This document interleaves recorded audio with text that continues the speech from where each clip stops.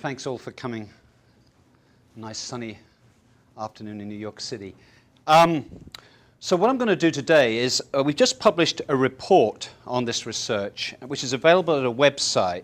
And I'm going to, this is the website here, www.freelunch.me, not .com, .me. Just remember, I often mistake it myself for .com. It's the report of where we are with the research. But first of all, I thought I'd tell you a little bit about how I got into this project, working on Amazon.com book reviewers and product reviewers in general. And then I'll run through some of the report, some of the main findings. And please interrupt me if you've got any questions, any stage. So I have here, I was showing this to Jake earlier, a book, Analog Days. This is a book I published on the history of the electronic synthesizer, the Moog synthesizer. This book came out in 2002 with Harvard University Press. And if you're an author, Amazon's an exciting place to go. One thing they have at Amazon, of course, is the sales ranking of your book. And all authors love to watch how you go up and down the sales ranking. And you may just sell a few copies, but you'll jump up the ranking. So it's exciting to look at. But they also put the reviews that you've got of the book on the website. And so there's my book. As I said, the hardback came out in 2002 at Harvard University, the paperback a couple of years later. And you get what they call editorial reviews pasted at the website. And there's one here from the Library Journal. And I just want you to remember this phrase, how it starts. It says, the sleek digital synthesizer of today is so easy to play and so ubiquitous, blah, blah, blah, it goes on.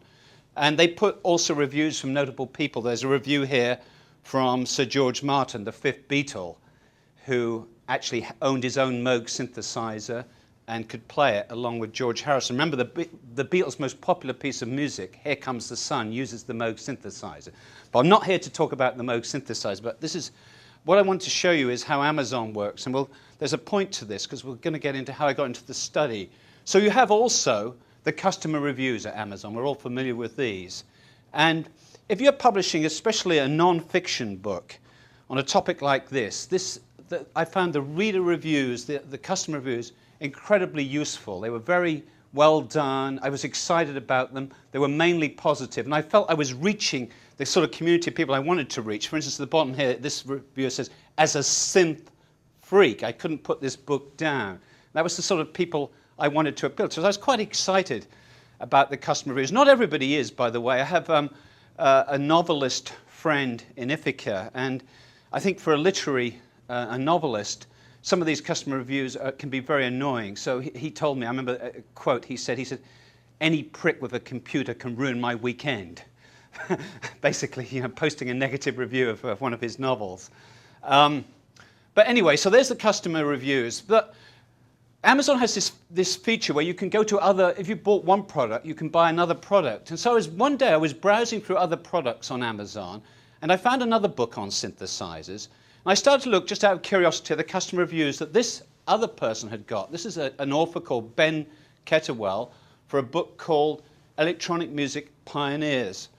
And you'll see this customer review starts off, the sleek digital synthesizer of today is so easy to play and so ubiquitous, which is exactly the same words in that Library Journal review.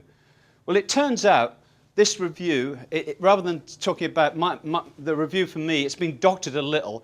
It talked about the research of Trevor Pinch. Here it talks about this guy's research instead. Essentially, it's with a few word changes, it's basically a plagiarized review. So the word Kettlewell, in mine it says Pinch and Trocker, there's two authors. Here it just says Kettlewell, Crocker. So it's been doctored. It turns out this person who did the review, Alex Trayman, is what they call in the business a sock puppet, basically a fake email address. We don't know who this person really is. Whether they exist, it might be the editors, it might be the agents, it might be the authors. We don't know who it is who's posted this there. There were about 4 of these that were copied from the customer reviews and the editorial reviews for my book, for this similar book. And I found this really kind of annoying because I really love these customer reviews, and here were my great customer reviews being copied. We discovered these back in 2003. I told my publisher, Harvard, they contacted Amazon, but at that point, Amazon didn't take them down. And they've remained ever since. I did these screenshots just 2 or 3 days ago, so these still remain there, these plagiarized reviews. So this got me interested in this whole business of customer reviewing at Amazon. And I worked with a grad student who was in computer science, and we wrote, he mainly did the technical work here, an algorithm for looking for plagiarism more systematically amongst the customer reviews. By the way, that's the book, the Electronic Music Pioneers, that the reviews were copied to. So we did a study. We published this back in 2006, and at that website I gave you at the beginning, there's a link to this particular study.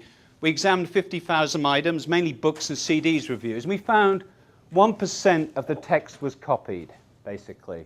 Now, it's not all straightforward plagiarism. Some of it's copying and pasting, saying you may want to buy this product somewhere else, and that shows up as copied text. A much larger study of 4 million book reviews by some colleagues of mine at Cornell in computer science found this figure as well, 1% copied. In the most recent study I'm going to talk about today of Amazon top reviewers, 35% of them report that their reviews have been copied. So it's a much larger number. And I suspect this is because these are the top reviewers, that people have more incentive to copy their text, so they experience this more. Also, almost certainly, these people get this text deleted from the website, so it doesn't necessarily show up at the website, but this is their reporting on their experience. So we did this study. We found plagiarism. At the same time, by the way, there have been stories in the media. There was a glitch on the Amazon Canada website in 2004 where you could see the real names of the people who posted the reviews. And this was reported in the New York Times in an article that basically authors were reviewing their own work and panning that of rivals. And this is a well-known feature. Occasionally these glitches happen. Occasionally people have been outed for doing this. Okay, so that's another form of review abuse. Okay. So for this study, which I did with Philip Kessler, we thought what we'd do is we'd start to trace a little bit of the history of Amazon to try and understand, first of all, where these customer reviews are coming from. I mean, it's kind of interesting if you read the history. There's a book by Spector, there's one by Marcus called Amazonia. Marcus was a literary editor who was hired by Amazon in the early days. It turns out that the early vision of Amazon as a company was as a kind of literary endeavor. It's almost like a literary magazine, and Jeff Bezos hired lots and lots of literary editors to work for Amazon, including this guy Marcus.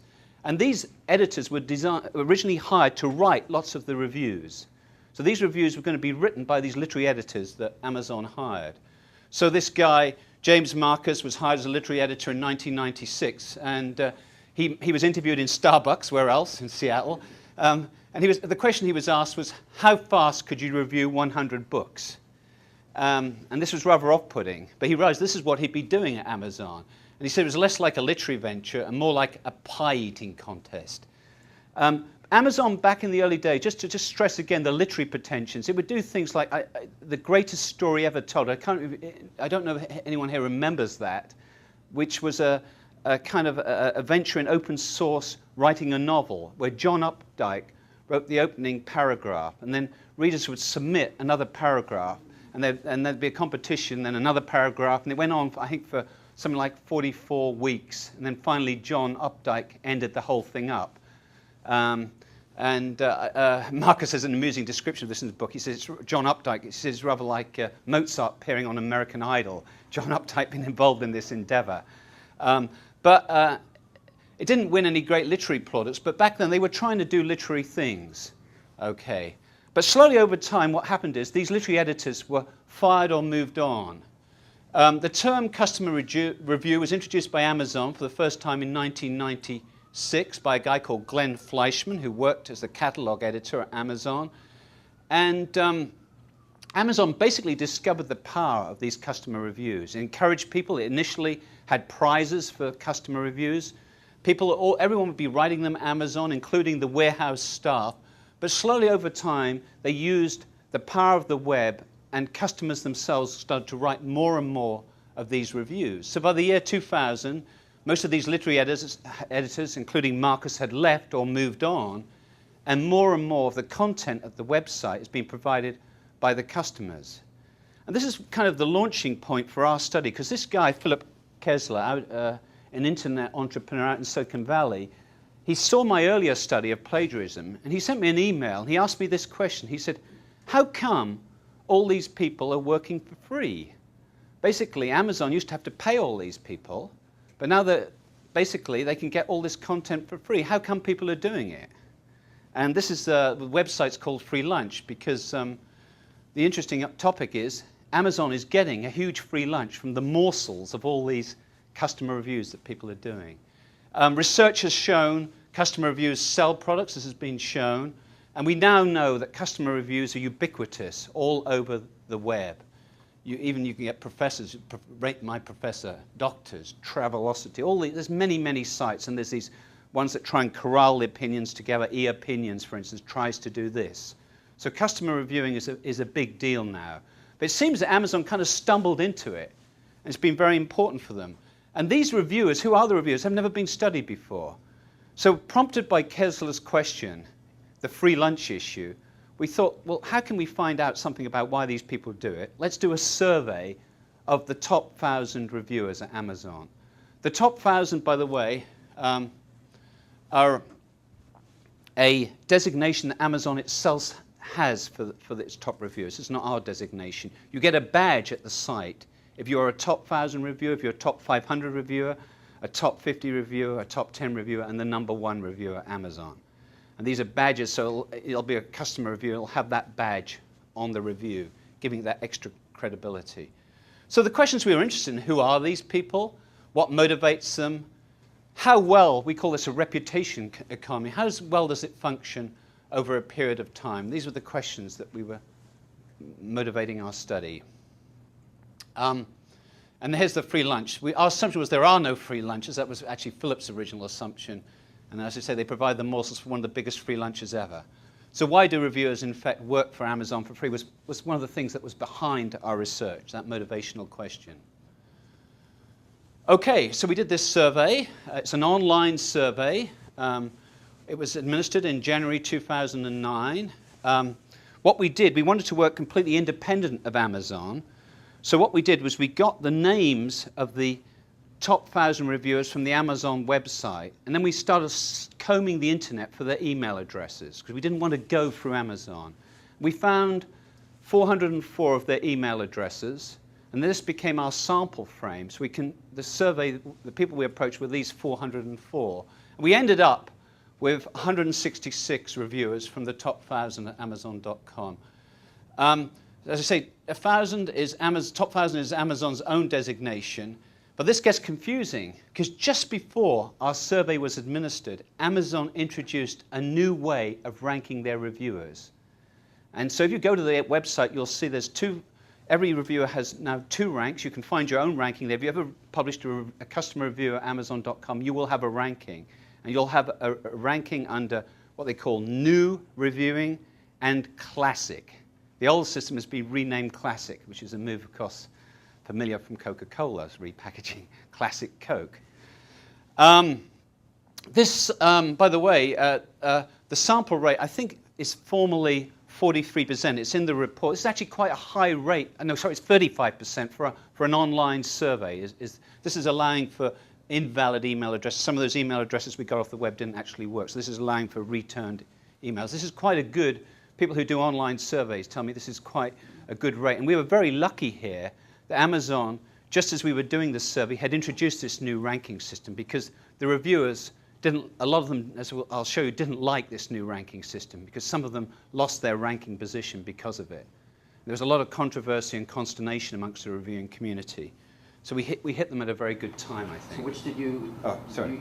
You came after the change. So were you classic or new? We were classic. So ours was we'd done all the work compiling the email addresses when there was only one ranking system. So we'd done all that hard work, finding these addresses, combing the internet, and we were all ready to go. And then literally about a week before we were going to go, they administered the survey. They introduced this new one. So we stayed with the classic. It turns out, by the way, one of the questions we asked everybody in the survey is, what's your classic rank and what's your new rank?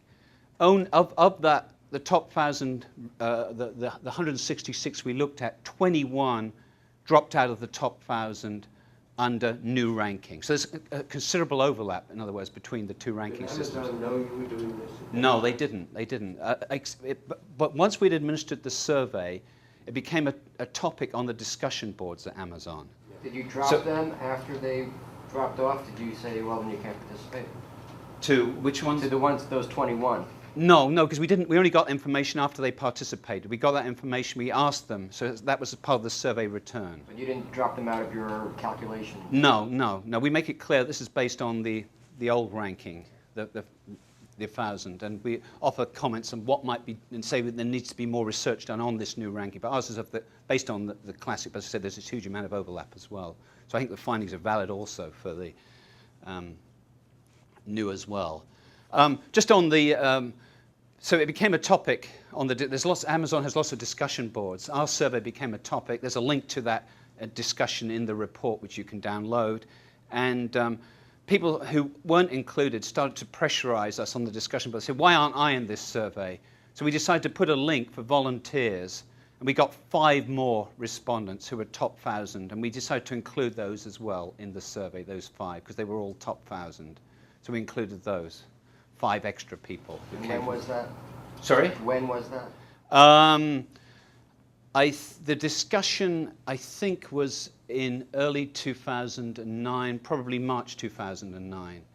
The exact date is in the report. Yeah. And there's a link to the actual moment when the discussion board took up our survey. You can go and look and see what people thought about it. Cool. And, you know, some people thought it was great. 1 or 2 said, oh, this isn't the best survey. Someone from India did one years ago. Have you checked that one out? Blah, blah, blah. So there was lots of interesting little comments about the whole thing. So here's some of the findings then. We're now launching into the findings from the survey. So this gender, we asked everyone their gender. This is hard to find out without actually asking people. If you look at the profiles, many people hide their gender. We also know that on the web, they often put fictitious genders into profiles as well. So I think this is a fairly accurate representation by actually asking, unless they actually, they're going to fill in this survey. It's going to take quite a lot of time. If they're lying about their gender on the survey, we can't ever show that. But I'm assuming that this is pretty accurate. What's your what is it, the error, what do they call it? Margin of error. Margin of error? It's hard to put a formal these are just descriptive statistics. Right, but overall, is there a margin of error for the results? No, it's not that. It's not that sort of study basically. So they have simple descriptive statistics. So basically, you can't. That obviously would be. There's no question of what's a man and what's a woman. Yeah. In other aspects. Yeah, exactly. Okay. As I say, other than if they're lying, which is always a possibility. Any survey, but you can't. That's like we call that a systematic error. It's impossible to actually put that into a statistics because that's when people deliberately lie. So 70%, 30%. Now the interesting thing about this is that there was a study in the New Republic by Ruth Franklin just very, very recently of gender bias in magazine book reviewing and New York Times book reviewing and so on. And she raised this as an issue because she discovered exactly this same ratio, that 70% of the reviews in these prestigious literary outlets were done by men, 30% by women. And we're finding exactly the same ratio for online reviewing. One of the things interesting about this, you would think the normal gatekeeping mechanisms are not here, because anybody can do these reviews. Okay, but this is the top 1,000. There's probably a selection mechanism going here. One of the respondents said motivations was competition. It's a male competitive spirit. So the ones that reach the top 1,000, they may be more motivated. So that may be where the gender thing is kicking in.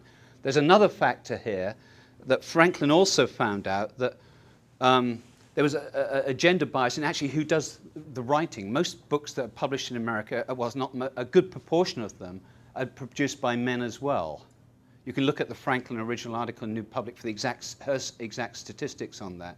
And what we found out, that is going on here as well, because it turns out that 40% of our people in the sample are actually authors themselves. They're producing the same sort of material they're reviewing. They're writers, journalists, authors, and academics. We'll get to this in a moment.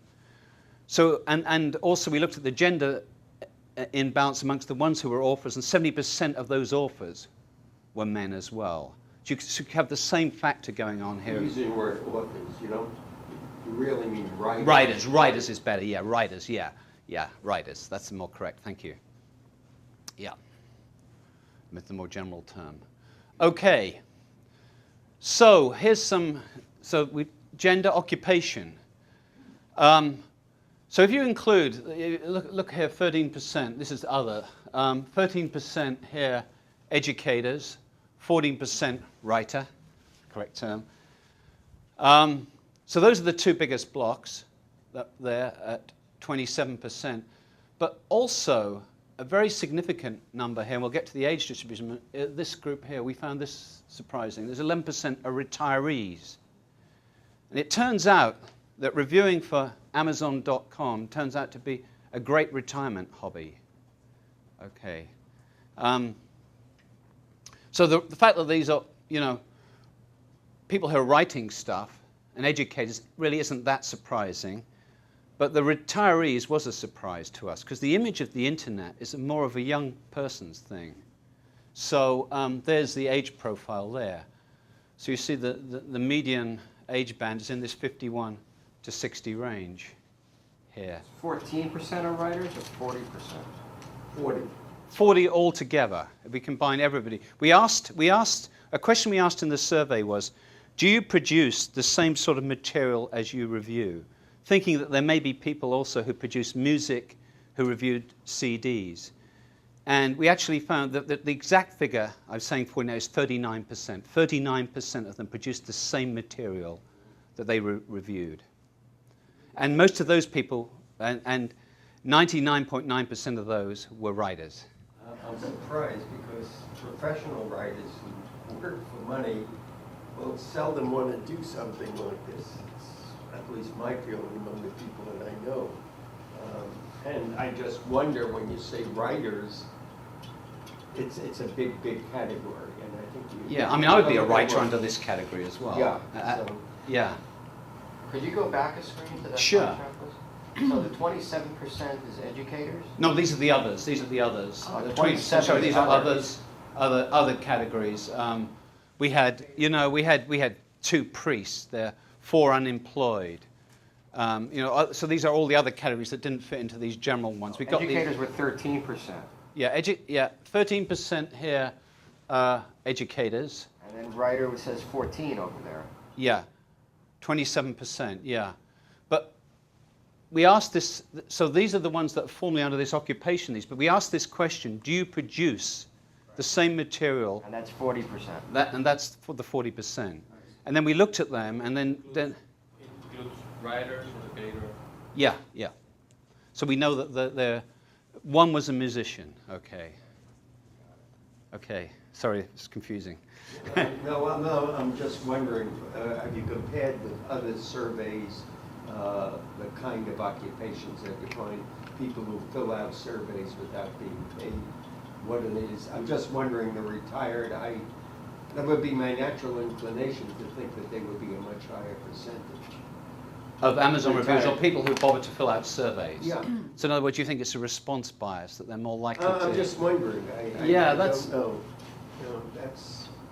It raises a question. Yeah, certainly, I think that's a valid question to think about.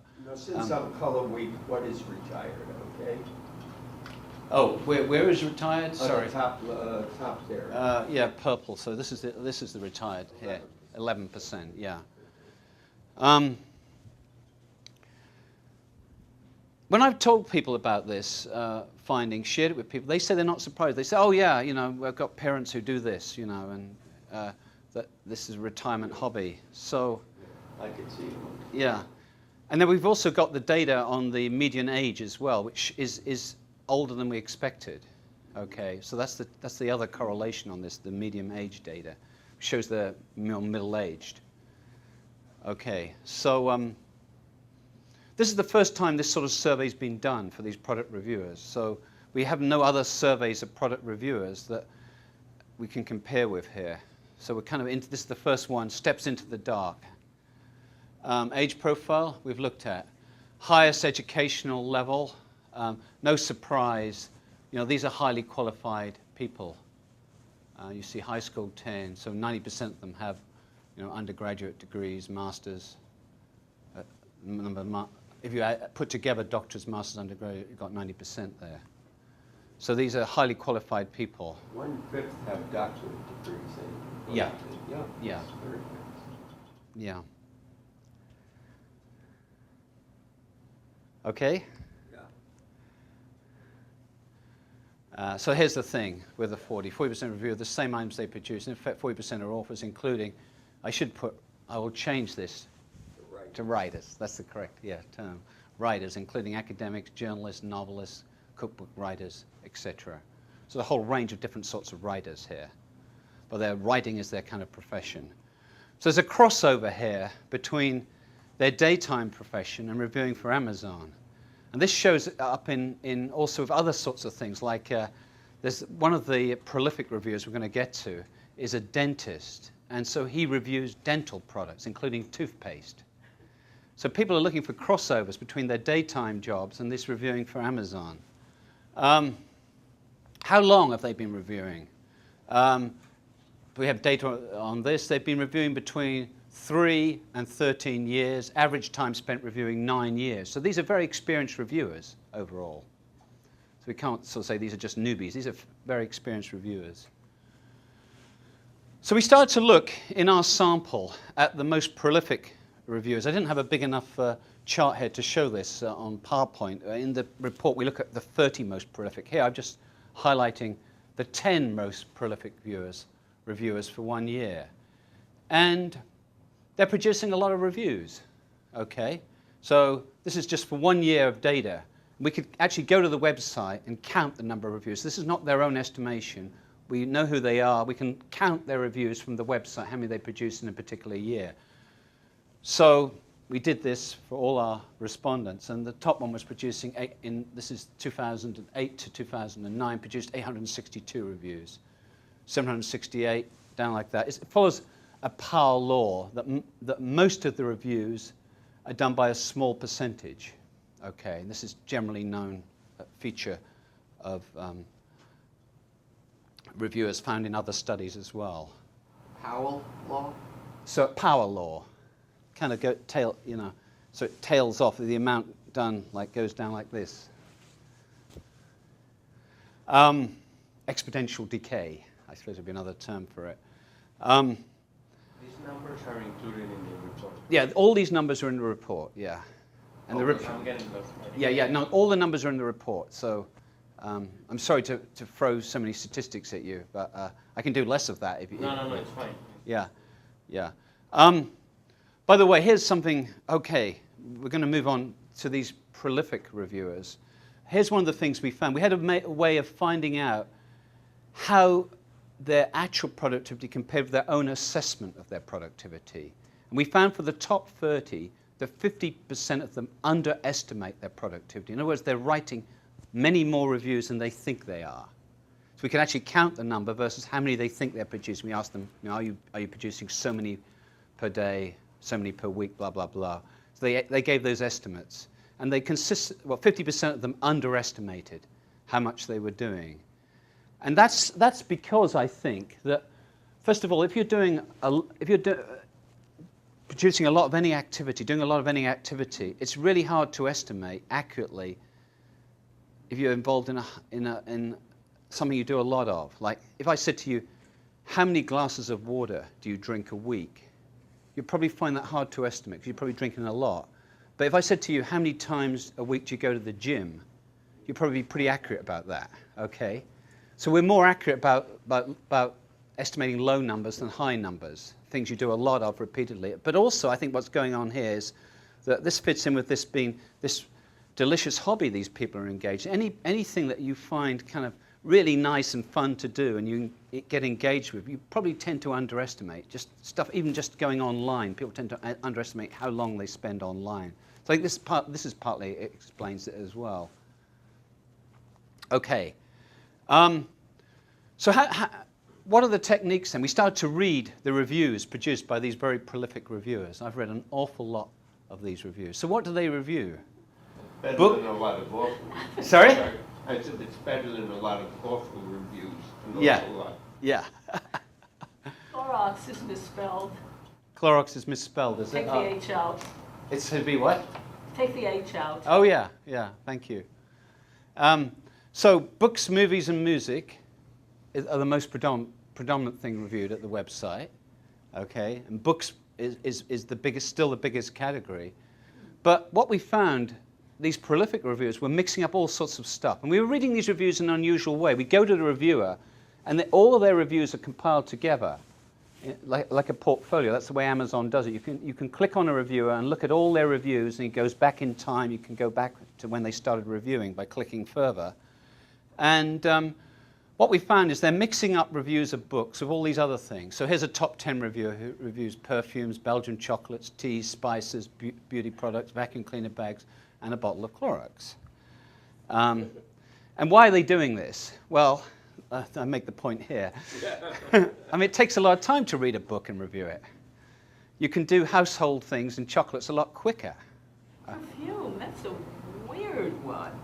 I mean, Yeah. one thing, perfume smells different than every person, but also I can see where you get the chocolates, but you've got perfumes and 10 million of them, and it's bizarre. Yeah, well, anything Amazon sells, these people can review.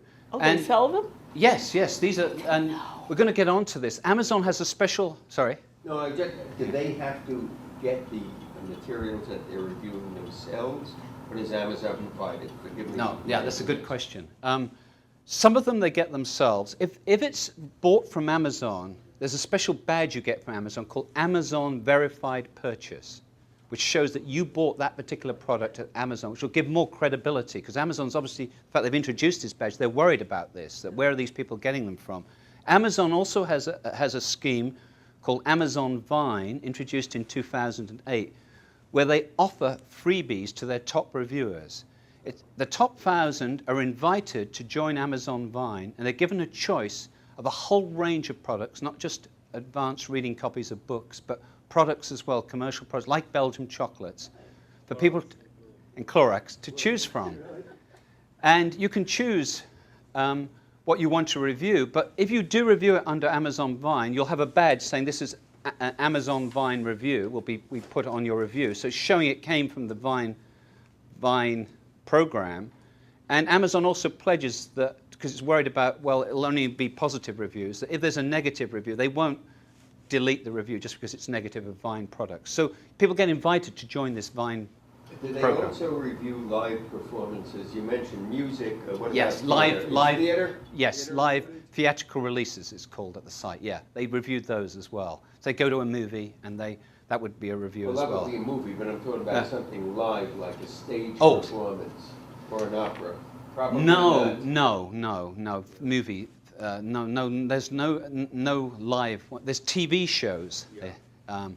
And we're going to get to that in a moment. The Charlie Rose show is an interesting little thing about the Charlie Rose show in a moment. But so I just want to. The point I'm trying to make here is that Amazon started off with books, and over time it's diversified its product line, and the reviewers are kind of following this. And as we'll get to see, with new ranking, Amazon is encouraging this, and with programs like Vine, it's encouraging the reviewers to diversify. But there's all sorts of really interesting questions behind this.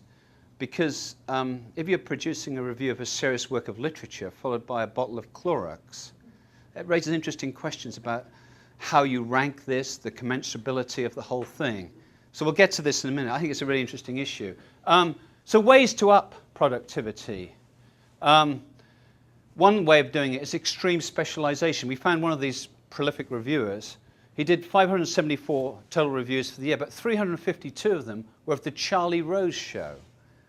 So this person had watched an awful lot of Charlie Rose. And in the report, we work out how much, if he bought the Charlie Rose from Amazon, several thousands of dollars he'd spent on Charlie Rose.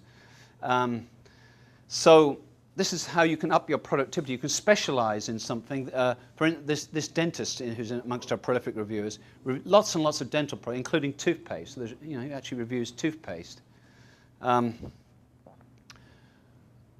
So here's some more examples which we found. Just a published poet reviews a toilet brush. A novelist with 38 novels reviews a pair of left-handed scissors. That was her last review when we looked at this.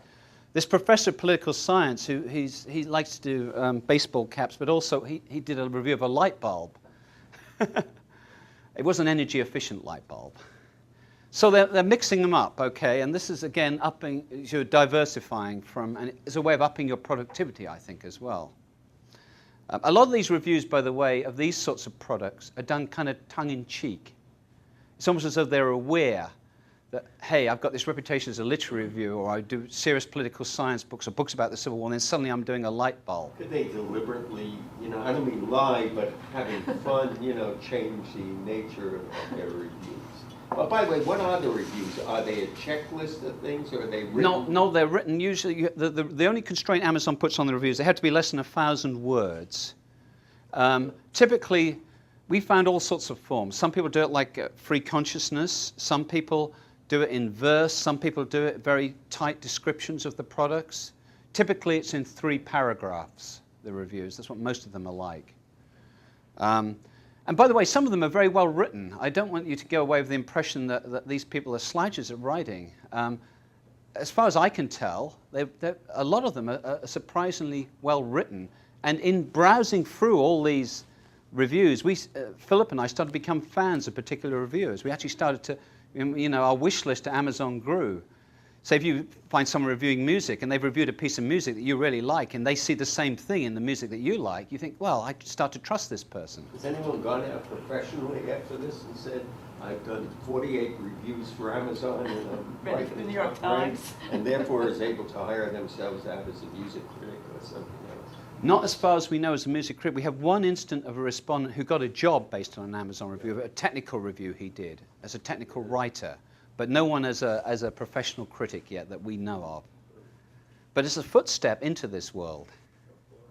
Is this all monetized for Amazon in any way? Is it just that it's, whoopee, one more thing Amazon does? Well, the reviewers are not rewarded. Amazon clearly... Amazon itself, what's Amazon getting out of it as a business? It's selling products based on these reviews. We know from other studies that and you've probably all bought products based on reviews. I certainly have. I was looking for vacuum cleaners. It's a long story, took forever. I mean, the vacuum cleaner situation nowadays is terrible. They're all junk. So there was one I was interested in, and I read the reviews on Amazon, and there were 75% pro, 25% con for the particular one, et cetera, et cetera, et cetera. I ended up buying it at a store on 23rd Street because I didn't trust any of them. Mm.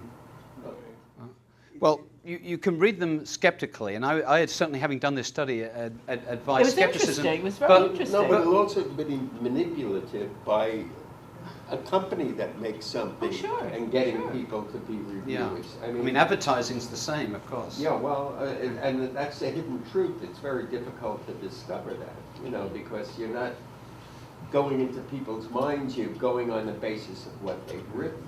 So, I think the appeal... The persuasive, sorry to interrupt you, I think the persuasive appeal of this is these are ordinary people giving their immediate experiences. That's the kind of persuasive appeal. Sort of like ordinary people taking out your appendix. Are you sure you want that? Well, there's a lot of errors made by physicians. Don't quote me on this.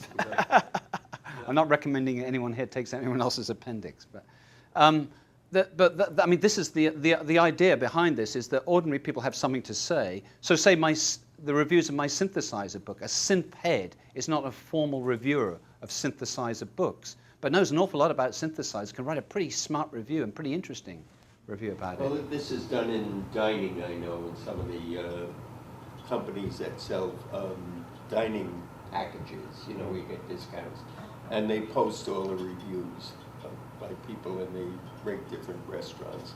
And there it's tied in directly to their product because people are going to the restaurants where they get a discount for going. So, I mean, that's the most natural tie. This is a little, it's a little bit different than that. Yeah, the history in Britain of the Automobile Association has done reviews of hotels, the Michelin Guide. You can look back for historical ones. The web does add something new to this, though, because people can then look at the reviews. They're much more publicly available, and they can say if these reviews are helpful or not. This is how Amazon, this is the key thing to Amazon's ranking. You get a chance to click on that review. Was this helpful to me or not?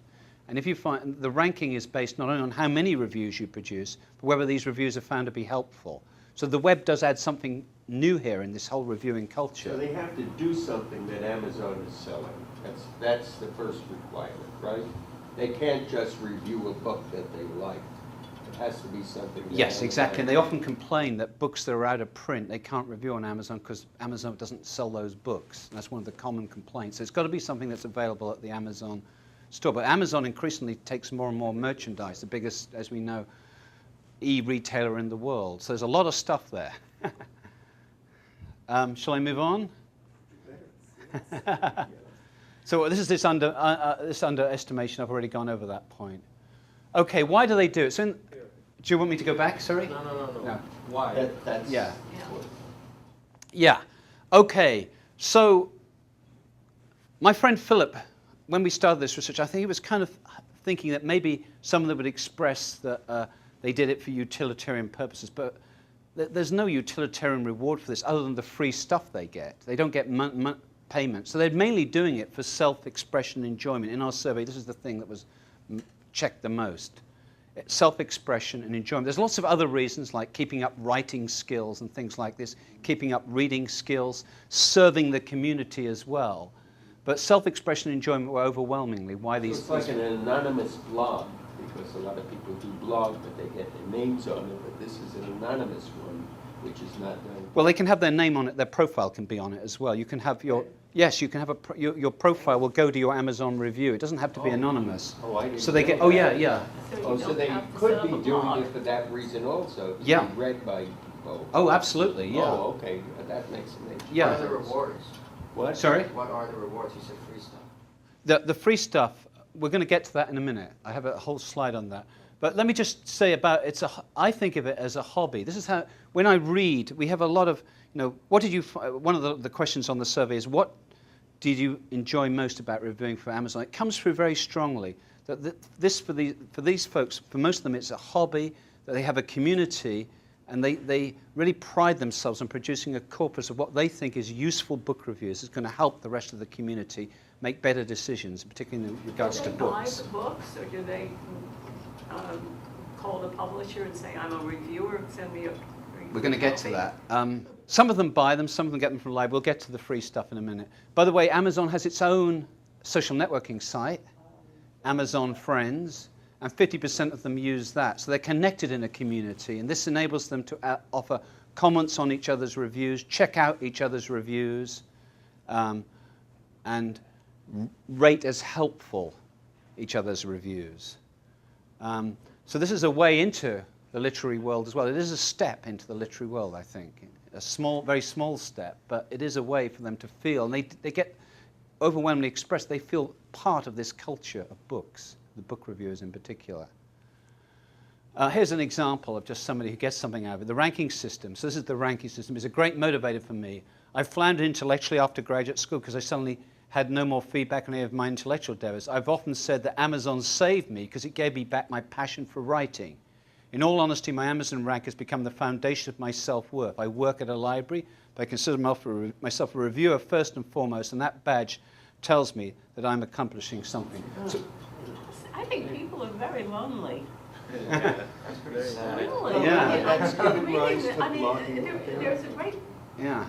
I mean, it's really fascinating. A lot of it sounds like fun and what a way to waste time, but there's a lot of pathos in there. Yeah. But these people, they're going online, they're forming friendships with each other, supporting each other, and it's a genuine community. As a sociologist, I find that I'm not going to condemn it as and it means a lot to them, these badges. This was in response to the question, what do these ranking badges mean to you? And they do obviously care about their ranking badges. Some of them put them on their vitas, One professor put it on his syllabi that he's a top 1,000 reviewer.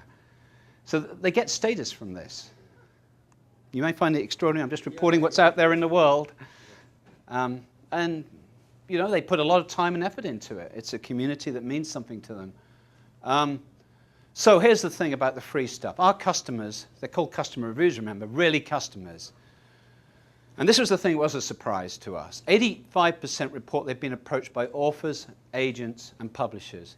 And this seems to start when they enter the top 1,000, becomes more and more prolific, the word is not prolific, more and more common once they hit the top 500.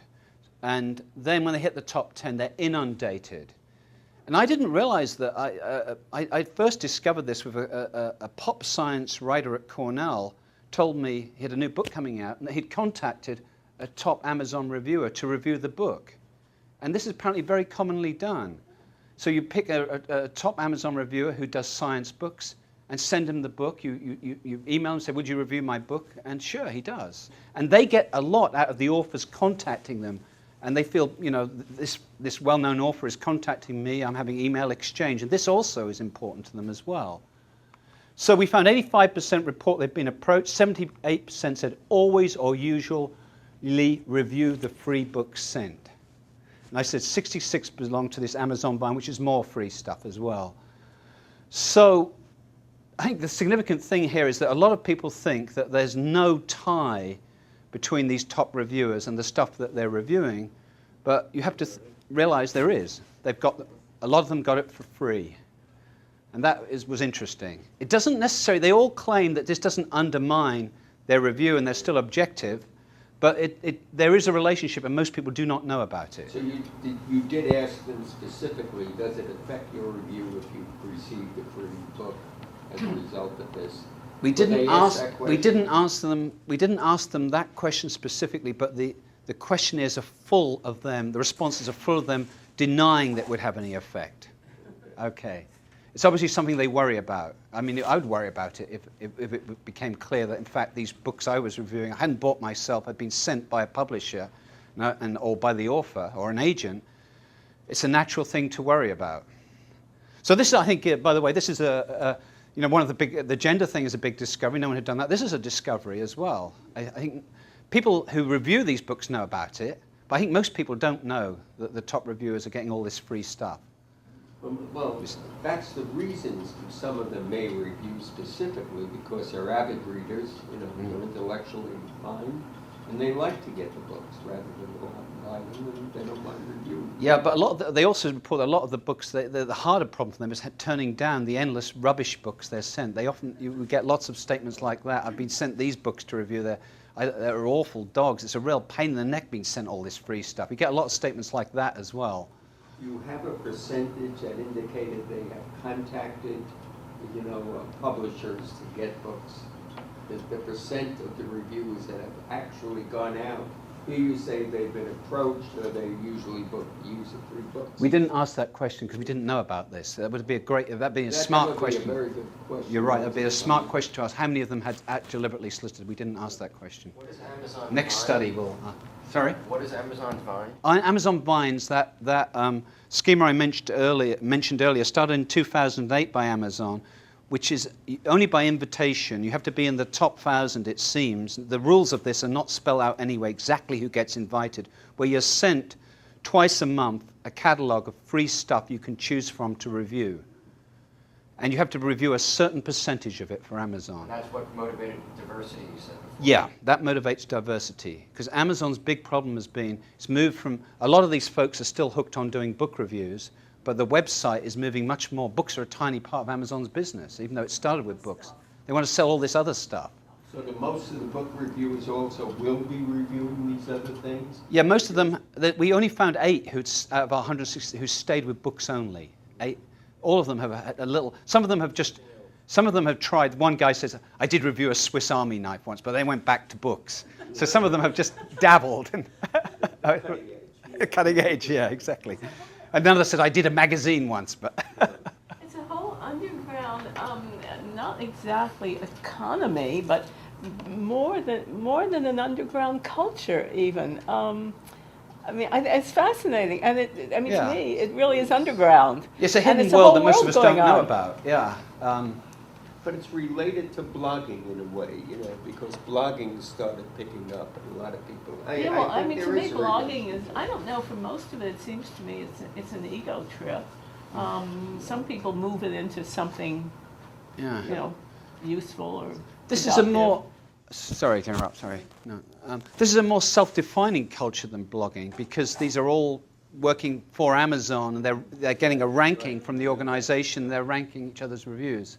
Question. I'm wondering if you've discovered an intrinsic difference between either the people themselves or the behavior in this particular group and all of the mainstream reviewers who review everything for, in other words, if I go and review the theater, I get a free ticket, the same with dining, the same with books. Nobody pays for anything they review. So that is the same, except I'm getting paid to review if I'm in mainstream media.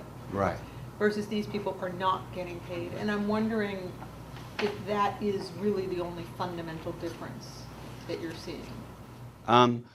So that's a good question. It's hard to get at that comparatively. Some of these folk, by the way, are, well, one of them at least we know is a book reviewer for a newspaper, and he cross-posts from the newspaper over to Amazon. So he's been paid by the newspaper, and he's putting the reviews on Amazon as well. But the monetary question was underlying this. Philip, my internet entrepreneur, was thinking maybe that if we could standardize the reviewing process, I think a lot of people have thought about this, and we could offer monetary rewards to people, and Amazon would, you know, eventually be forced to pay something for these reviews, and the whole thing could be standardized. And then you get this argument, well, the whole point of doing it is we don't want to be paid because then we'll be seen as corrupt. But then you have to think that professional reviewers for the New York Times book review, of course, are being paid for it. No one says they're corrupt because they're being paid. So because you're being paid doesn't necessarily mean it's going to corrupt your values. If there's a more transparent system in place, this is the idea. So that's a good question. So it'd be interesting to compare. Having done this, I thought it'd be nice to do a study, especially after the, I think it's Ruth Franklin's study showing the gender. It'd be nice to do a study actually of book reviewers in general. I mean, I'm a book reviewer, an academic one, but you know, the ones who write for London Review of Books and so on, New York Review. Okay, just some other problems, just in the ranking. I'm coming to the end here. Our reviewers report, trolls is the word they use for people who mark their reviews as being unhelpful. So what's been happening is people systematically, so if you find another reviewer who you may worry about is going to take your place in the ranking, you may go to their review and say, that review was unhelpful, and go back and mark all their reviews as being unhelpful. That would be an attack by a troll. But it could be all sorts of things that set it off. We found interesting things in the comments that they send us on this. For instance, there was a guy did a negative review of Colin Firth's performance as Darcy in Pride and Prejudice, the BBC production. And all the Colin Firth fans got outraged by this and immediately marked this review as being unhelpful. So political things can set it off as well. If you deal with political, religious topics, this is going to put you into the territory of troll attacks. And this has been a problem at the website, that these unhelpful. It's not clear. Amazon has introduced new ranking as a way of getting rid of people who are systematically gaming the system by marking reviews as being helpful, but it's not clear they've been able to deal with the unhelpful aspect, and this is still going on, it seems. So October 2008, Amazon introduced the new ranking to discourage gaming. And one of the things it did was it looked at when people systematically voted things as being helpful, it called those fans and disallowed their votes. And this caused outrage to some people because for many of our reviewers, they thought that their fans were just legitimate people that follow their reviews and like their reviews. So of course they're going to check them as being helpful. But now Amazon is saying these are fans and their positive votes that this is helpful is disallowed. The new ranking system also put more weight on more recent reviews. So it's encouraging, so if you've done a whole weight of reviews over 13 years, it's putting more weight on the newer stuff you're doing. And so this encourages people, you get a higher ranking the more you produce now, rather than rely on the stuff you've done in the past. Okay, that's the main difference. And all these are secret, by the way. The formula Amazon uses is secret, it's not transparent, as is very common on the internet, as we know for virtually all these ranking systems. So this is just what we guess is going on from the forums, the chat, and watching what's happening. Could we say that this industry or whatever of customer reviewers is something created by Amazon, or that Amazon once realized how important are the customer reviewers and decided to start introducing these new rankings and... Exactly. I think that's a great question. They stumbled into it, as far as we can see. They stumbled into it, and then they suddenly realized, they hey... realized how important this could be, Yeah. and how would improve their sales. Yeah, this would start to improve their sales, and these people really wanted to do this. They didn't need these literary editors anymore, and they could then start to rank these reviews. Wouldn't that be great to rank them? That's one of the things they can do with this helpful, unhelpful thing. They started putting the most helpful reviews on the top left-hand side, so when you go to Amazon, you see the most helpful reviews are there immediately. When did start this? When did they realize? I know it's hard to... It's hard to get an exact date on it. As far as we have reviewers who've been reviewing for 13 years. So from 2008, go back 13 years, which is, somebody do the math, help me here, 95. So it's around 95 that we think. These books by Spector on the history of the company and Marcus don't actually say, they say who invented the term. They don't say when exact year. You could probably go back with web shots to find exactly, of the Amazon site, to find exactly the year ranking. My guess is 95. And they're tinkering with it all the time. So this thing that they did, this was a major change, introducing a whole new ranking system. That was a major change, but they're tinkering with this all the time. Has there ever been any way to correlate helpful rankings with sales? I mean, what it has done for sales on Amazon? In other words, books very favorably reviewed, consistently reviewed. I don't know how you correlate. I'm just wondering. Is that a question that you looked at, or looking at figures of what has happened with top rankings? It hasn't been done with the top rankings, but there's an article we cite in our study. There's 2 articles in our study that show that product reviews sell products. Economic sociologists have shown that, but they haven't yet correlated with the top 1,000, because we're the first people to actually study these top 1,000. So, but just in general, product reviews do sell products. That's well known. Is helpful more correlated with positive or with negative reviews? Helpful is positive. So if this review is helpful, it's positive. Yeah, when So you do a review... A negative review is not helpful? If it says, don't buy this product, it's terrible? Sorry, I misunderstood what you said. You mean whether the review was positive or negative.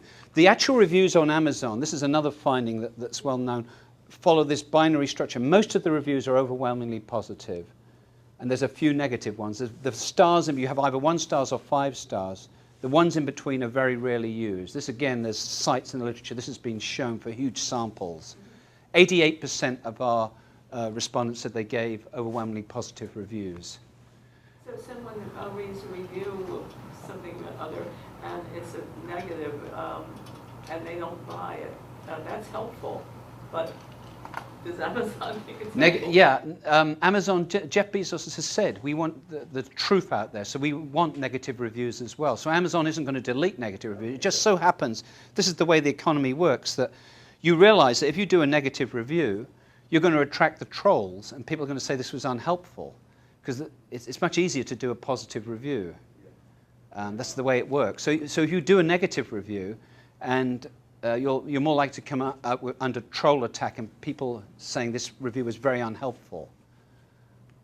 So that completely undermines Consumer Reports, which tells you things are terrible all the time.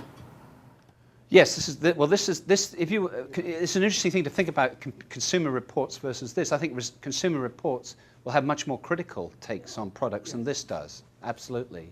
Do you have a sense of all of the reviews that are posted on Amazon? What percentage of them come from these top 1,000 people versus people like me? You know, just random people. In other words, let's say on a given day there's 10,000 reviews. How many are just from transient folk, and how many are from these super? It's hard to. I mean, we could do that, but we'd have to get the. If you're talking about the top, you could probably do it for the top 10 very easily.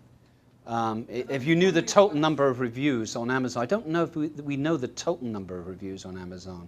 We know. Like when I'm reading reviews, Yeah. if I'm looking at a new book and I'm reading reviews and there's 20 reviews, how many of these are these hardcore reviewers, and how many of people who just felt very compelled to talk about something that struck them, either positively or negatively. In other words, how many of them are authentically reviewing because of a passionate reaction versus I review, that's what I do, is I review. Yeah, it's, as I say, it's hard to measure that. I think that's a great question. And most of these reviewers start off, see, it's interesting, their motivation changes over time. Most of them start off because they have something to say about the book. Then they get this ranking, and it's a hobby, but they have to keep their ranking up. And they all report this. It's like, that's a drag. You have to keep your ranking up, but you don't want to lose your ranking because it means something to them. So then it's... Yeah, I'm sorry, so anyone could become a reviewer though, right? Anyone anybody could. We all could. I'm sure I've done it. Well, you've got a ranking. You can check it. Go to community. Go Make to it your. ranked. You'll have I've done it. No, you'll have a rank. Everyone has a ranking, so you'll be in the millions probably. I am. I've done a few, and I I'm just in the wanted to millions. point out the time in case there's anybody Yeah. who has to stick to their time frame. We're running a little over. but Sorry, those we're who nearly done. could Let me just quickly. Stay, please, by all means. You've all asked me so many interesting questions that we got a little, but it's great. Okay. How do we think about this? You'll see on AMI. AMI is the term that the reviewers use for Amazon. AMI, and we call it Aunt AMI in our study. And we think, what's going on with this new ranking? We have you can read a little section of it where we talk about there's a nephew called. It's like she has this new nephew called New Ranking. She keeps her elder nephew, Classic Ranking, hanging on. It's like they all work for this. We think of it as like this distant great aunt that they're working away for. She pats them on the back. She's getting very, very wealthy based on their labors. Suddenly, a new kid on the block, New Ranking comes along. But she doesn't want to get rid of old ranking. She keeps them hanging on. It's there. This is how we think of it. You'll see this little section of the report. So what have we got today? We have these two ranking systems, which is pretty weird to have. You know, if you think of like the pop charts, you're either number one or you're number 6 or something. But here you can be number 1 and literally number 1 million. One guy went down 1 million under New Ranking. So he went from the top 1,000. This is top 1,000 in one and 1 million in the other.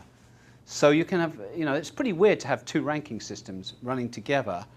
And then you have this problem of the way Amazon works is it has commensuration. So the ranking systems, both ranking systems, are based upon whatever you review, post-its, literary fiction, cookbooks, whatever, that they're all part of the same ranking system. If people find it helpful, then you're in the ranking system. They don't make any differentiation.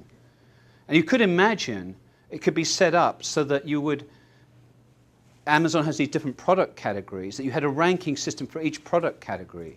So you were number 1 in household goods, say, number 1 in books, number 1 in music, or whatever, or number 20 in music. But the way it works, it's just one ranking system. So Amazon's assuming that that the process of writing these reviews is a process of commensuration, of things being comparable. And this is their conceit. This is the amazing thing about Amazon. All products can be sold the same way. This is the great ease of the website, by one-click ordering. Amazon's conceit is that buying a product and using a product are the same thing. So I think of a book review as being my experience of using the book. You can't judge a book from the cover. And it's true of all these products. It's about the use of the product. That's what the customer is reporting on. But Amazon is incorporating that customer report into the selling process. So they've made it part of the buying process as well, selling and buying.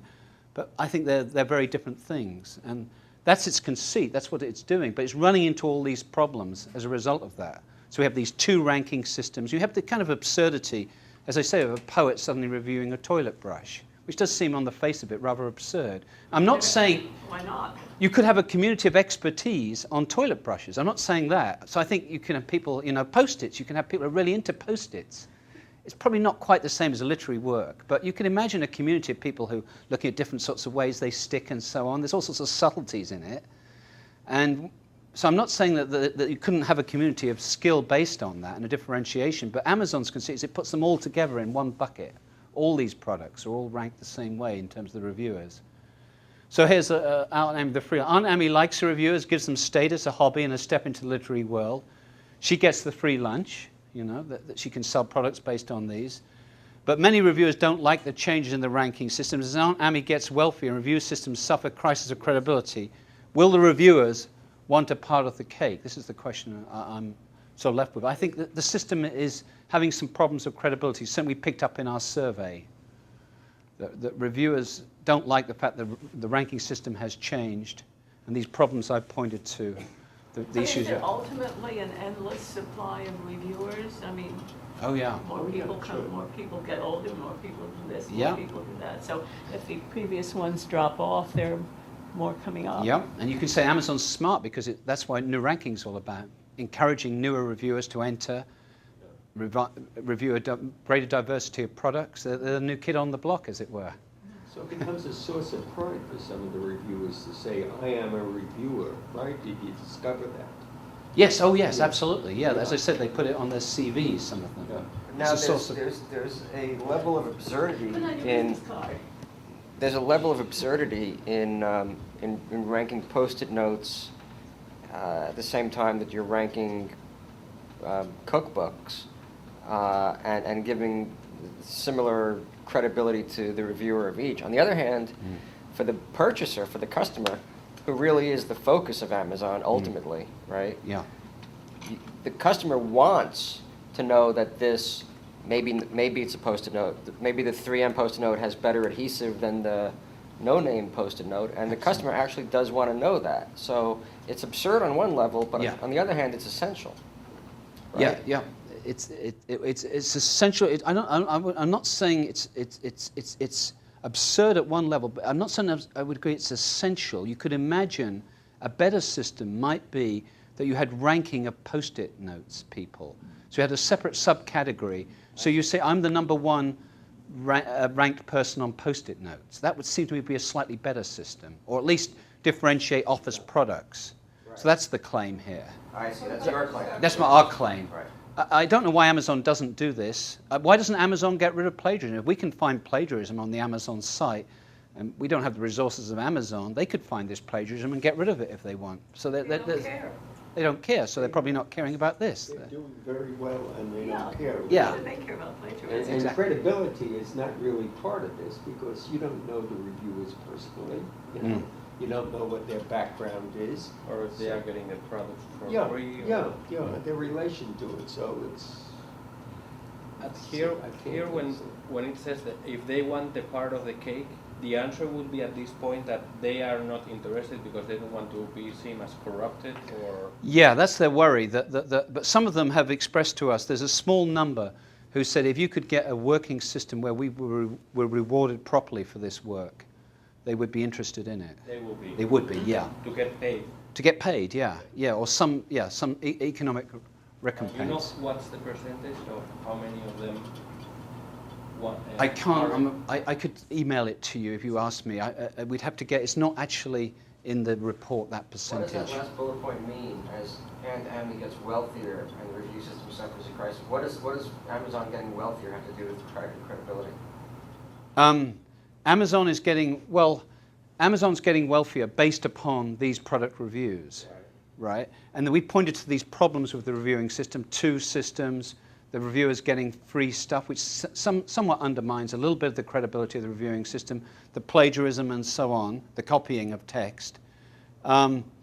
So we're posing it as a question: will reviewers, will they want part of the Aunt Amy's wealth? Sharing the wealth. Sharing the wealth, yeah. Sharing it in terms of free goods, I'd say yes.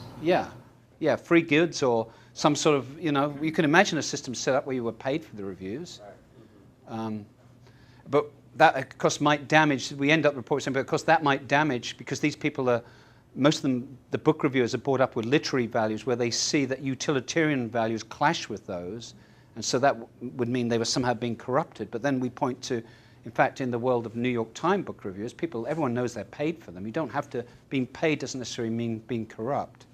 It's just what you're worth. In other words, there could be there could be a market value for these reviews. Well, there's sometimes more credibility because if someone is paid, the assumption is that person's opinion is worth the payment. Yeah. So there's a certain kind of status. He's been associated. vetted. Yeah. Yes. So you can imagine the top credentials. reviewer's been paid more. Exactly. You can imagine a staggered system like that. If you were to go that way, though, wouldn't you also have to employ a rating system? Yes, you'd have You to. can't pay people to plagiarize. Yeah. You can't pay people to just No, you'd have to have, this is the idea, would be to try and set up a system which would standardize things and get rid of the plagiarism. Getting rid of the plagiarism, I think, is relatively trivial. If my colleagues at Cornell, we can find it, then you can get rid of it. I mean, we're not paid an awful lot. So that problem could be solved. But yeah, it would have to be some way of standardizing it, and then you wouldn't, it'd be like any work, you know, if you were cheated, you wouldn't be paid. So the answer, so will reviewers want a part of the cake is not a... It's a rhetorical question. It's a rhetorical question. It's a rhetorical question, I guess I misunderstood, Sorry, thinking that you're saying they probably would not want to, but they may want to. Some of them, as I said, a small percentage want to at the moment. I think more of them will want to over time, is my prediction. Are there any other sites that do something like this? Review? Like Amazon, that there are other sites that sell things, that offer things. Oh, lots of them, yeah. I mean, anything to this degree is sophisticated. No, Amazon seems to have the most sophisticated of these product review systems, yeah. That's why we, but I mean, I mentioned earlier. No, I know there Yeah. are other, I just meant for this kind of, nearing this degree of sophistication. No, this Amazon is the most sophisticated. It's the first one. It's the most interesting site because it introduced product review for the first time, and it's clearly. I mean, it's the biggest e-retailer on the planet. I think it'd be interesting for you to. It's just my thought as a customer of Amazon and another site that they recently bought, which is Zappos. Right. I think it'd be interesting to have you compare Amazon to Zappos. Great idea. Which they now own. Right. But which have two very different cultures. Yeah, I don't know very much about Zappos, so tell me a little bit. It's a very different site. Yeah. It's very. I frankly much prefer it to Amazon. What would you say the chief difference was? Chief difference is cultural at the companies, is in the way, and cultural from my perspective as a customer in their attitude toward customers and customer service. Zappos will do free shipping both ways, and you have 365 days, 1 year to return something. Oh, great. And if you get VIP status, they do free overnight shipping to you when you purchase them. Does Zappos have its own ranking system as well? And they just started some sort of badge system, which they haven't. They've sort of partly implemented it. So I, as a user, am getting these points and getting these badges just it's seemingly for searching for products and viewing products. But they haven't implemented what those badges mean or signify, so they've yet to introduce that. I think it'd be interesting. You have other studies in the works, right? Yeah, you're giving me some, yeah. How about after these things that you have discovered with this study, Amazon will like them or not? So, is Amazon going to be worried of what you discover in the? Well, it wasn't worried by a plagiarism study. It must have known about it probably. I think it's probably not going to. I don't think they're going to be quaking in their beds over it. I don't even think they can be affected at all. But yeah, it's a great. I think it's a good question. What would their attitude? I think something that it's not as clear as it is. I mean, not everybody knows that customer reviews is a business. This is a business. Yeah, absolutely. So we're not. I think your question is absolutely legitimate and good. People are realizing that, hey, what you are reading in those customer reviews, maybe it's not exactly what you think it is. Yeah, I think this could be damaging because of the free products that most people don't know about. I don't know if Zappos does that too. They also have part. You don't think they'll care that much? I don't think they'll care that much. I don't think the information will filter down below the level of people who are really interested in learning and in this sort of thing. So I don't think it'll filter around enough to make any difference to Amazon. Yeah, when I've talked to ordinary people about this, they're surprised to hear. I think Amazon would say so what. Have you approached Amazon? No, we've done this completely independent of Amazon. Some of my colleagues have relationships with Amazon. I'm more worried that I'm going to damage their relationships doing this study, but I'm completely independent. This is the idea from my perspective as someone going to Amazon as an ordinary shopper, that if there's a larger number of reviews, therefore a larger diversity of opinions, and they all seem to be, leaning one way, that might be more valid than, say, 3 reviewers, 3 of them positive and 2 negative, versus 578 reviewers who are the same percentage positive. Doesn't the volume or Yeah. the number of reviews make a difference in terms of credibility? I think we need to do studies of that, how people read the reviews and what sort of credibility, what sort of numbers they look for. Yeah, 'cause that's how I look Because if at it's it. all positive, you might start to be suspicious. And how the reviews are written, that seems to be, there's a whole interesting part here of the story in terms of the rhetoric of these reviews. How they're written. Do you include your own personal experience in writing, in reading the book, or using the printer or whatever? Seems to be a key part of it. So the credibility that the user establishes, how genuine they are, and the problem, are they empathetic to other ordinary users, seems to be a key thing. So we need to do studies of exactly that. It seems to be, we could learn some interesting things from that. Because that's how I approach reviews of restaurants on Yelp also, as an example. Right. Yeah, I think people have develop their own rubrics and own sort of kind of skepticism. It'd be interesting to compare different people's, interview people. So how do you read these and judge them? And is there a common rubric? And then if we knew what the common rubric was, of course the trouble is with all these, then people would game it because they'd go to the common rubric and try and tailor their reviews to meet the common rubric. So that's always the problem here. Probably prevalent on dating sites too. Right. Yeah. I'm not going to get into dating. You will be following this up with other. Well, we've established, what we've done so far is we established all this at this web, where's my last slide? I think it's got the website. Has it got, oh yeah, there it is. Free lunch. We put this up at the website. We put some forums up so all our respondents will have a chance to reply. Amazon can reply, anybody can reply who's got an interest in this topic. And at the moment we're not engaged in any other studies, but we've got lots of ideas here for more study. Yeah. There's one I wish you would do if you ever pull yourself out of this, which could last a lifetime. I think it's TripAdvisor, the one that does the hotel reviews, which I watch. I read this because I work in travel, and it's absolutely fascinating.